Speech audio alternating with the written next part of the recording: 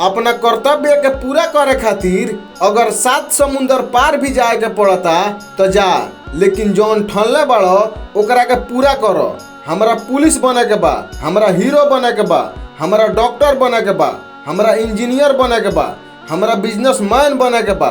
जौना विद्यार्थी के मन में जौन रहेला उ मास्टर साहब के पूछला पर बतावेला, परंतु मास्टर साहब ई ना वो विद्यार्थी के बतावेनी कि वो पद के पावे खातिर कितना मेहनत करे के पड़ेला। कौनो भी फील्ड में अगर 100 गो प्राणी जाला तो 95 गो वापस आवेला आ 5 गो प्राणी सफल होला। उ 5 गो प्राणी यही से सफल होला, माता पिता भाई बहिन दोस्त यार हित नात आ खुद से ज्यादा अपना काम से प्यार करेला। कहल आसान बा, कईल आसान नहीं खे। जितने बड़ा कुर्सी चाही उतने ज्यादा मेहनत करे के पड़ी। जौन पद तोहरा चाही वो पद के बारे में सिर्फ उहे मनुष्य बता सकता जौन पद पर पहले से बैठल बा। अगर राय सलाह लेवे के बा तो अपना से बड़ आदमी से राय सलाह लो, जे तोहरा से सीनियर बा उ तोहरा के सही बात बताई।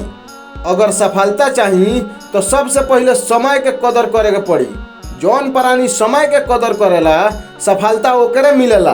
दूसरा में धोखा खाए खातिर पीठ मजबूत रखो आ तीसरा में शत्रु के पहचानो। जब तक शत्रु के ना पहचानबो तब तक धोखा खइबो। अपन काम ईमानदारी से करो, सफलता तोहार चरण चूमी।